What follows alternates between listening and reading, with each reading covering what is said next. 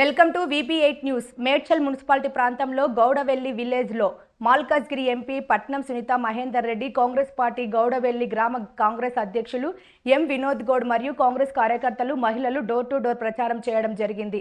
ఎక్కడికి వెళ్ళినా జై కాంగ్రెస్, జై జై కాంగ్రెస్, ఇంటింటికి తిరిగినా అవసరం లేదు, గడప గడపకు తిరిగినా అవసరం లేదు, సునీత మహేందర్ రెడ్డిని గెలిపిస్తామని, కాంగ్రెస్ పార్టీకి ఓటు వేస్తామని అంటున్నారు. భారీ మెజార్టీతో గెలుపొందారు అని చెప్తున్నారు. గడప గడపకు కాంగ్రెస్ యనమల రేవంత్ రెడ్డి గారు ఇచ్చిన హామీలను తీసుకెళ్ళినాము.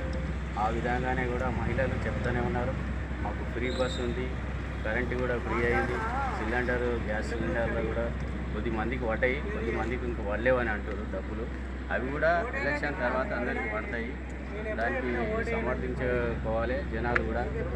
అయినా 3-4 పథకాలు కూడా అయితేనే ఉన్నాయి. ఇంకో 15 ఆగస్టు వరకు కూడా 2 లక్షలు రుణమాఫీ కూడా రైతులకు గ్యారంటీగా ఇస్తామని చెప్పారు. ఖచ్చితంగా అయితే ఇచ్చిన హామీలని నెరవేరుస్తారు.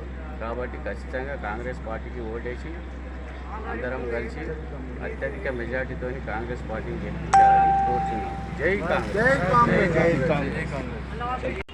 మేడ్చల్ మండలంలోని గౌడవెల్లి గ్రామంలో ఇంటింటా ప్రచారం చేయడం జరిగింది. సునీతా మహేందర్ రెడ్డి గారిని అత్యధిక మెజారిటీతో గెలిపిస్తామని గౌడవెల్లి గ్రామ ప్రజలు ఇంటింటి ప్రచారం చేయడంలో ప్రతి ఒక్కరూ కంపల్సరీ ఓటు వేస్తామని చెప్పడం జరుగుతుంది. మేము ఇచ్చిన 6 గ్యారెంటీలలో 4 గ్యారెంటీలు అమలు చేశాము. మిగతా వాటిని ఇట్లా ఎలక్షన్ అయిన తర్వాత కంపల్సరీ అమలు చేస్తారని రేవంత్ రెడ్డి గారు, ముఖ్యమంత్రి గారు చెప్పడం జరిగింది.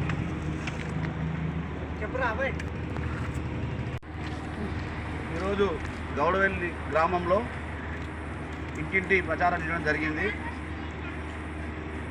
తెలంగాణ కాంగ్రెస్ ప్రభుత్వం ఏర్పడి 5 నెలలు కావస్తుంది. ఎంపీ పార్లమెంటు అభ్యర్థి పట్నం సునీతా మహేందర్ రెడ్డి గారి భారీ మెజార్టీతో గెలవబోతున్నారు.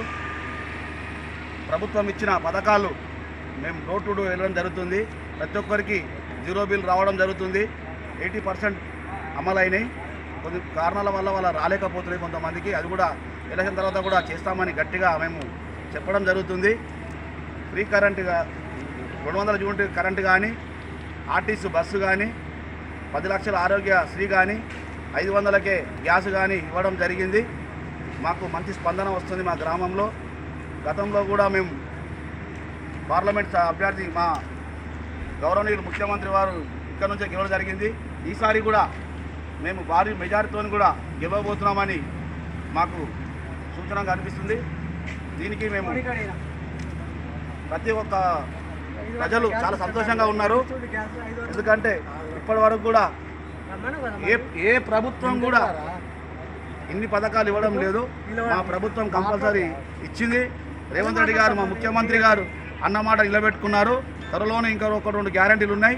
అవి కూడా ఎలక్షన్ తర్వాత కూడా మేము ఖచ్చితంగా నెరవేరుస్తామని తెలియజేస్తున్నాం.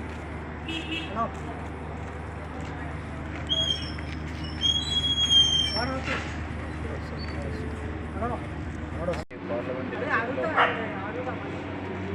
కూటమి విజయం సాధిస్తుంది.